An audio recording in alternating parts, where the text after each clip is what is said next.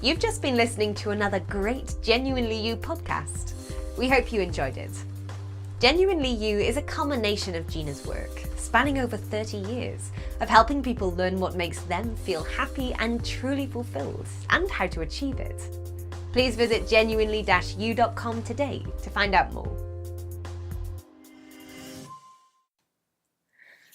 Hello there, it's Gina Gardner here, and I'm joined once again by Rachel Davis, the author of The Point of Me. Thank you so much for joining us. I'm very pleased to be on Passionate World Radio. Our theme today is about whether within relationships you should settle for second best. I work a lot with couples, and so many couples come to me where their marriages or their partnerships are feeling pretty rocky. And there are certain situations when it's very easy to put things in place which bring those relationships to a place of joy and shared appreciation. But there are times when you think, I don't think this is going to work, and maybe it's time to walk away. And so today what we're going to be doing is exploring what are the values that people have that bring them together or break them apart. And if you think about your own relationship, think about those things which give you great happiness and joy, how often you laugh together, whether that your partner is supportive of you and how supportive you are of them. What are the things that actually start to cause trouble? And I'd say there's some really common themes. The first for me is whether your values actually match, and values are things like trust, fidelity, happiness. They can be kindness. There can also be things around family, sex, money, whether you're going to have children and how you're going to bring them up. So relationships are fraught with challenges when there's a mismatch or when both partners are not fully committed to actually making it work. Relationships do take time and attention.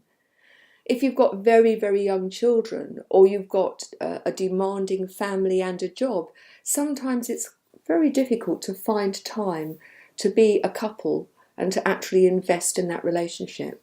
But I think it's incredibly important. So, should you settle for second best? When's the time to work on things and make them better? And when's the time to say, enough's enough and it's time to part? And in another programme, we're going to be exploring the whole issue of post-breakup. But today it's about staying together. It's about making the best of your relationship. So Rachel. Hi Gina. Hi there. Thanks for joining me today. It's lovely to be here. What do you think? Well, I guess a lot of people listening to this have got experience of a relationship breakdown and therefore a marriage breakdown. And I will say straight off that it's never an easy path,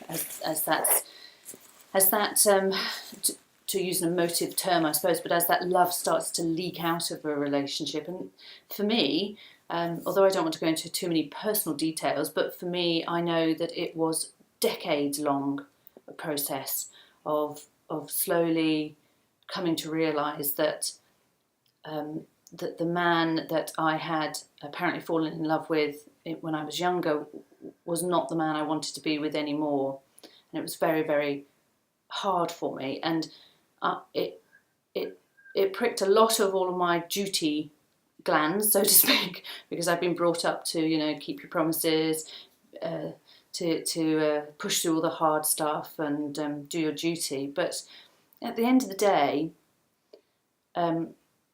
although I tried to stay in it and stay present and worked hard to explain to him where my thinking was, how my values were changing.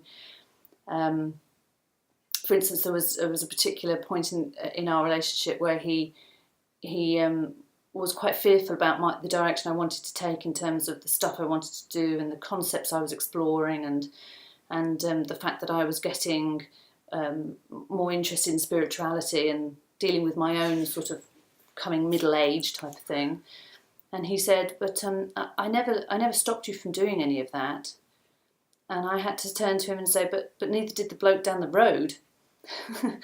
Because for me, a relationship has to be about both partners standing equally together. Separately, not sort of entwined strangely with one another, but standing together and working together at things and walking down the same path with one another.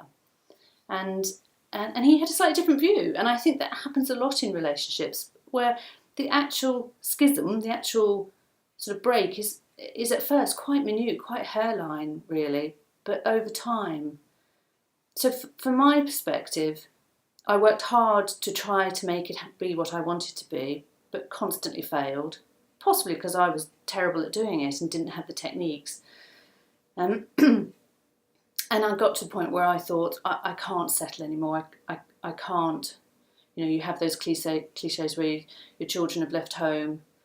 They've been living with a marriage that so they walk out into the world and they think marriage is that experience that they've had with the pair of you. And then you look at one another in your empty nest syndrome and you think, good grief, I've got another 20, 30 years and no children to distract me. So yes, there was a definite point for me where I thought, no, I have only got this one life and I will live it. And although it was terribly, terribly hurtful for everybody for me to speak my truth, it was very, very relieving for me. Yeah. I think what I'd like to explore with our listeners is your story is replicated, I would think, very commonly, that people start off believing that they are right for one another for whatever reason, and one partner will grow at a different rate or in a different direction, and that's really difficult because the shift becomes bigger and bigger. Yeah, it's like a big tanker that just goes a tiny bit off course Yes. and eventually ends up in a completely different part of the world. But I think there are things that people can do in the first instance to actually minimise the risk of that, and I think it's worth exploring that. And then at those first signs, because there will have been signs, there are things that one can do that can help.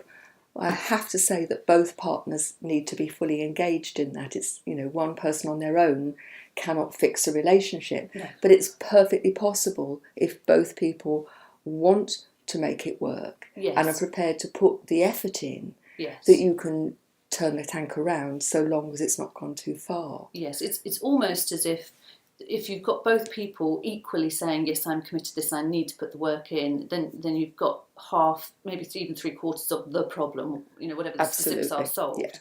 Yeah. So let's look at this, and if we do it sort of sequentially, when people are in their first flush of love, when the hormones are on the rampage, it's very common that people assume that because they're attracted to somebody and that there's that physical frisson between them, that actually this is the one. Yeah. And I find so often when I'm working with people, and I would put them into a few different categories, those people who have broken relationship after broken relationship, where this is the one, and then very quickly things break down. Right.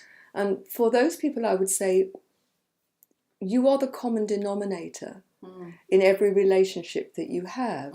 So if you have a history of one broken relationship after another, where to start with it looks perfect and then it quickly falls apart, I would suggest you look at your own behaviours. And so, for example, I've had clients where when they first meet somebody, they're looking for somebody really strong who's going to sort their lives out for them, that they can lean on. And then they're attracted to people who tend to be controlling and who want things done their way. Yes. And then they find that incredibly restricting. Yes. Now, I think it's important to say, I don't want to make huge sweeping generalisations, but if you're listening to this, one of the things I would say is think about whether some of these things actually fit your circumstance. Because in any relationship, both people have a responsibility. It's never all one person's fault. No, I totally agree with that.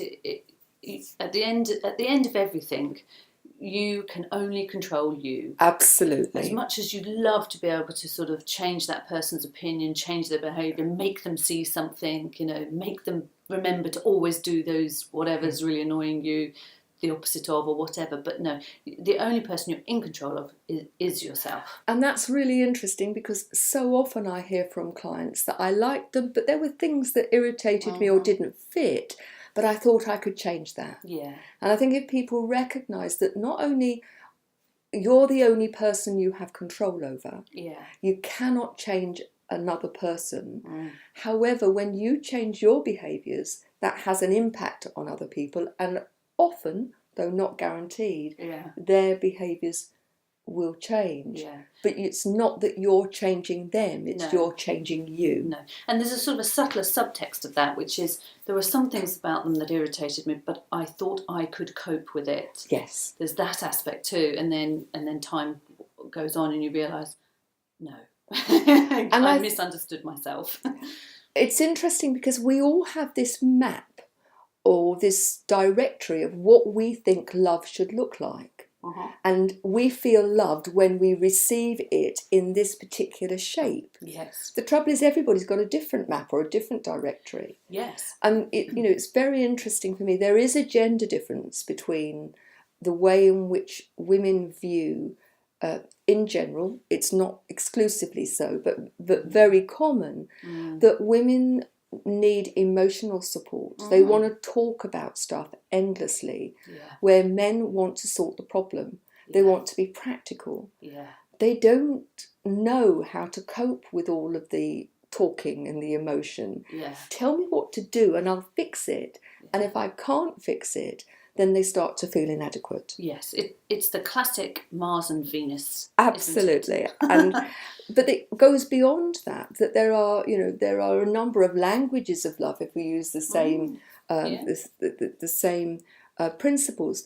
And one of the things that I found most successful, and you can do it for yourself, is to sit down and initially create a list of your values, both of you, and just give yourself 10 minutes, no more, and list all of the things that are really, really important to you. Yes. And then look at that list and decide what's negotiable and what's not. Then start to compare your lists. Now, it doesn't matter if they're different if you're actually having this conversation. Yes. Because what you do with this list is, let's say, the most common one people say when they're talking about a loving relationship, maybe something around trust. Yes. Yep. And that's very, very important. Yep. And it's difficult for relationships to come back from where there's been an infidelity, for example. Yes. Or people have told lies. Yes. But when you start to explore what does trust mean for you, and what behaviours do you need to experience from the other person in order to be able to trust, or to feel that you are trusted, it's in that detail that you start to see where the differences are. It really is in the detail. Absolutely. So there's the big things like trust around fidelity and not lying and so on. But there's other things around trust that's much smaller. Where can I trust you to keep my emotions safe? Can I trust you to be kind and gentle with me in those vulnerable moments?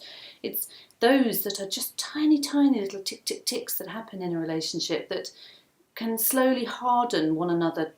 They're tiny ticks when you think about it in that way, but actually they become blooming great holes they really if they're not there. Yes. But having that conversation early on, where you can demonstrate to your partner and to yourself, because remember, it's not just about what your partner's doing. No. You have to then think about how you're behaving. Yes. And for me, it's all about language. So in any relationship, there are 3 languages. Right. There's mine, and what I understand by the words that I use. Yep. And I think it's important to recognise it's not just words, it's body language. Because you can be saying something with your mouth and your body is saying something entirely different.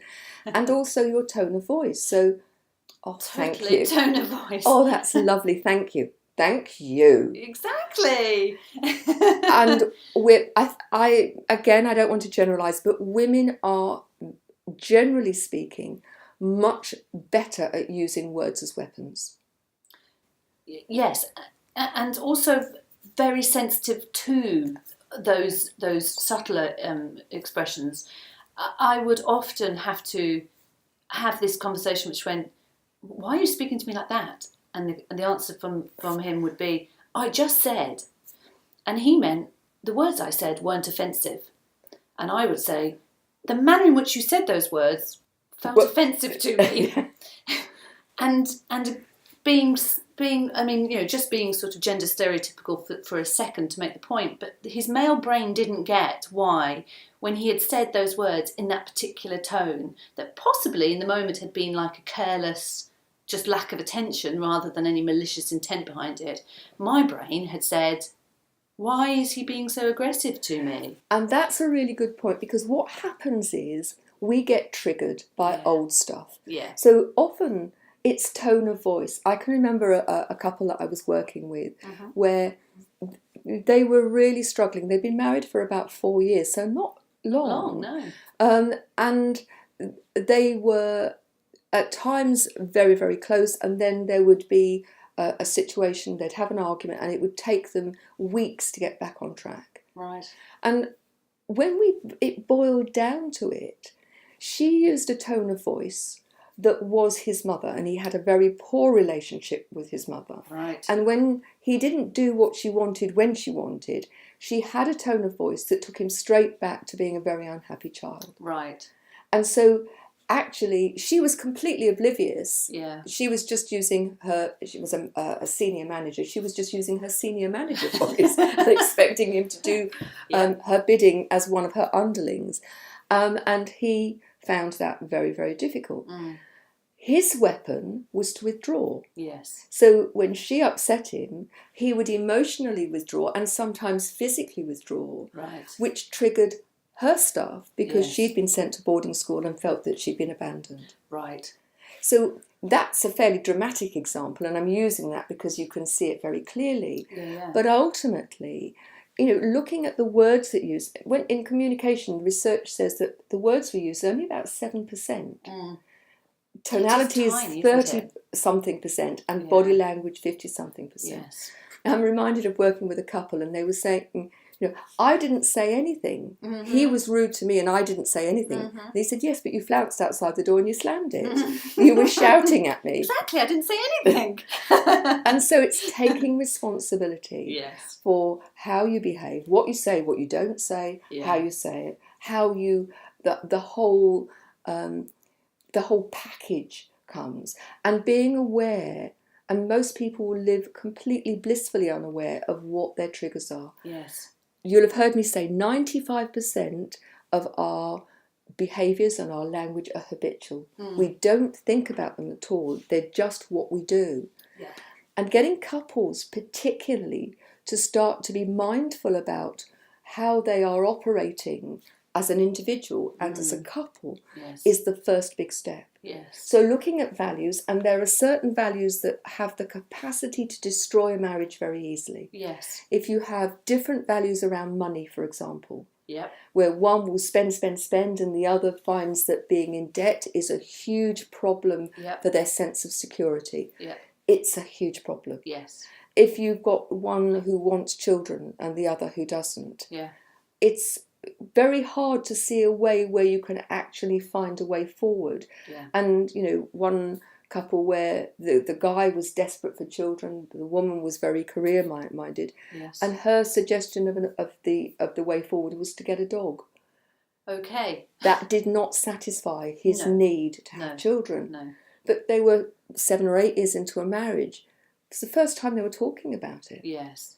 And you can understand how his desperate need to have children, and one might expect it to be the other way round. Well, I was going to say, but it isn't always. No, of course not. No, and actually, the more that as women go out there and really sort of push our way out into the world, the issue of children can become really quite a problem, isn't it? Because we're all delaying it slightly longer, and because we have to go live first and do exciting things, and then this sudden thing of, oh, we've got a great life, are children going to come along? It can be really quite divisive. Another really great source of difficulty is families, the in-laws and outlaws, and the pressure that those can put on a relationship, because there's an expectation from one side of the family that you'll go every Sunday for lunch, and that you'll be at mother's beck and call. Yes. And, creating a situation where people see that there are different ways to deal with that rather than resenting. Yes. The trouble with resentment is it grows. It starts off little, but it takes on a life of its own. Yeah. And it can be really corrosive in the end. Yes. Another couple I was working with, that they had a difficulty. They'd used the wife's mother for childcare, for a whole range of things. She'd been incredibly helpful. Yes. But at the same time, the husband found it very difficult, the close relationship that the daughter and mother had. Okay, yeah. That she had been bereaved about a year before. Oh, so... And so there was another dimension, that the daughter wanted to support her mum. Yes. But he found that it was really challenging. Yes, yes. And it had become bigger and bigger. And what we talked about is how well did he know the mother-in-law? I mean, at one level, you can't have it both ways. If they're providing all of that help and support, then, there is some sort of payback, really, in terms of that. Yes. Yeah, there really is. You can't have it both ways, can you? Well, no. You shouldn't expect to have it both ways, put it that way. No. But what we talked about is how well did he know her? That when she came, it was usually to do a job. Yeah. They rarely had interaction, which was purely relationship with one person to another. And so I suggested to him, his homework, if you like, I'm good at giving homework, was that... The teacher in you, Gina. I know, I can't, and you can take the teacher, well, we won't go there. So I suggested to him that he invited mother-in-law to Sunday lunch, just to come for Sunday lunch, not to do the ironing, not to sort the kids out, not to do anything, but to come for Sunday lunch. Yeah. That he talked to his wife, and his wife had sent him to me, quite unwillingly to start with, but thankfully he engaged in the process. Well done for him coming, exactly, yes. Absolutely.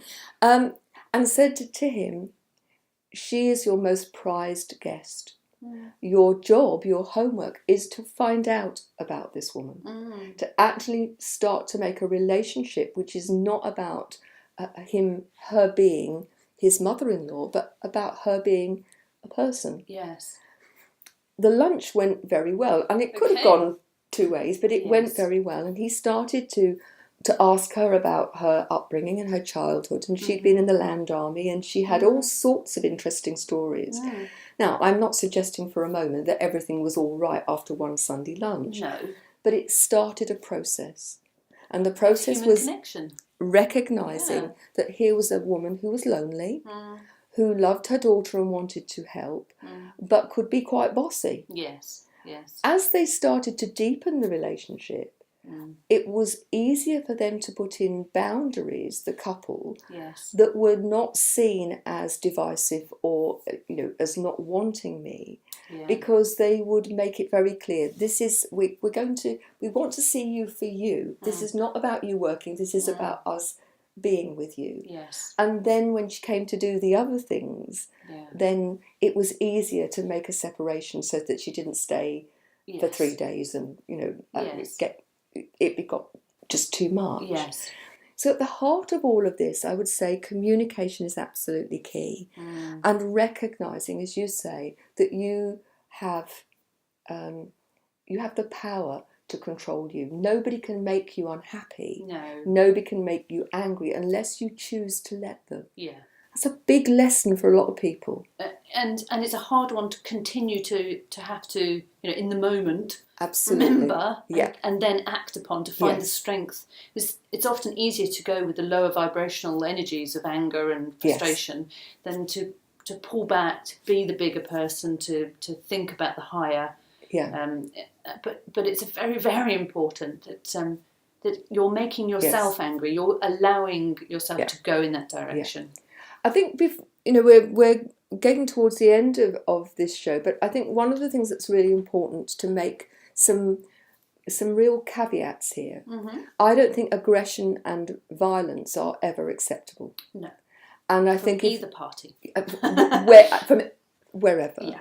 if you're in a relationship where it has become that toxic, Yes. then you owe it to yourself, and if you have children, particularly for your children, to get out. Yes. And get some help. Yes. If you are the person who is finding yourself being aggressive, and aggression is not just about physical violence, it's very much about what you say and how you behave. Yes, emotional aggression. Then get some help, because you're damaging yourself, your relationship, and your children. Yeah. And many people stay together because of the children.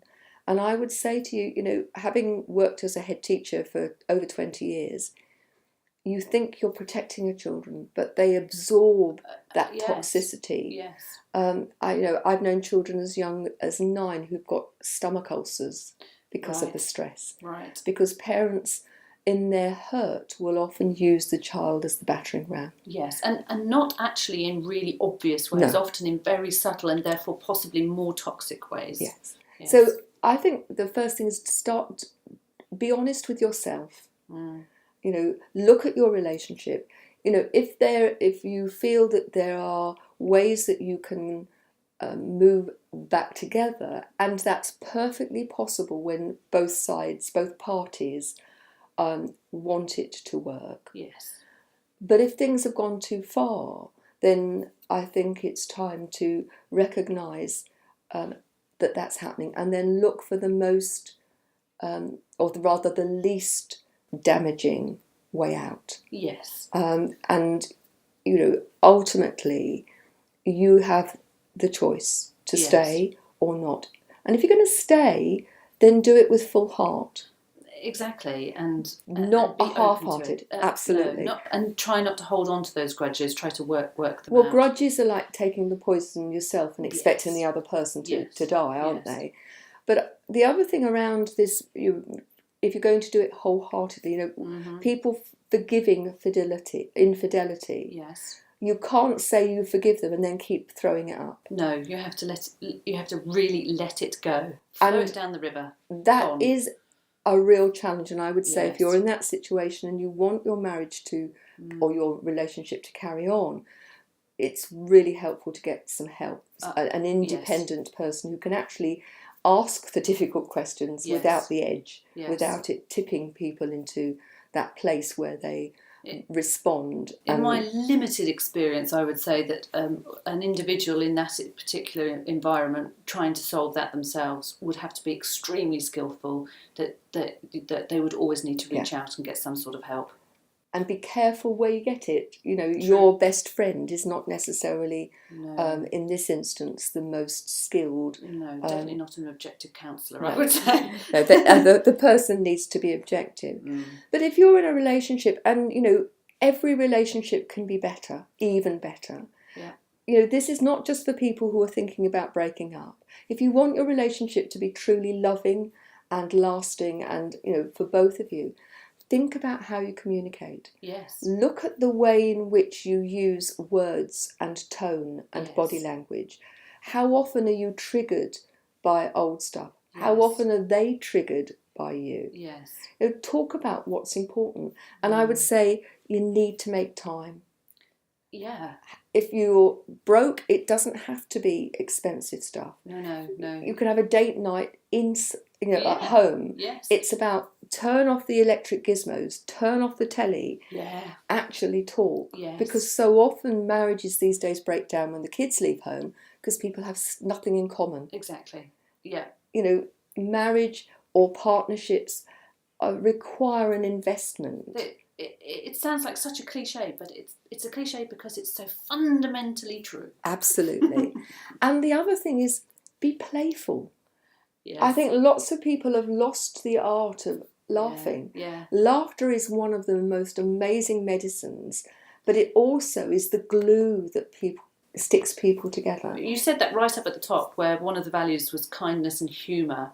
And I know a person whose wife, wouldn't let them watch any comedy in the house because she didn't like humour. And that's sad. It was corrosive for him. It really was. Yeah. I think laughing with one another is one of the most important aspects. It shows connection. Yeah. It shows the understanding of a personal point of view, yeah. And I think we need to make the distinction of laughing with and not at. Oh, yeah. Yeah. But humour and, compassion, showing affection. And I think there's a big difference between affection and intimacy. And maybe that's the theme for another programme, because we're pretty well run out now. But what I would say to you, if you're listening to this, what can you say or do to your partner that will give them the gift of recognising that you love them? And this all starts with you. If you don't love yourself, it's very difficult to love other people unconditionally. And I think, the key is about it being unconditional. Not I'll love you if you do this for me, or I'll love you if you give me that. Yeah. And maybe that's the theme for yet another programme. Yeah. So thank you so much for joining us. I wish you all the happiness and love in the world. If you've got any issues you'd like covered, please let us know through the website genuinely-you.com or through the radio show. You can get a free download of my book, Thriving Not Surviving, the 5 Secret Pathways to Happiness, Success and Fulfillment. If you go to the website, you can download a free digital copy of the book. And I look forward to seeing you next time. Goodbye and take care. You've just been listening to another great Genuinely You podcast. We hope you enjoyed it. Genuinely You is a culmination of Gina's work, spanning over 30 years, of helping people learn what makes them feel happy and truly fulfilled, and how to achieve it. Please visit genuinely-you.com today to find out more.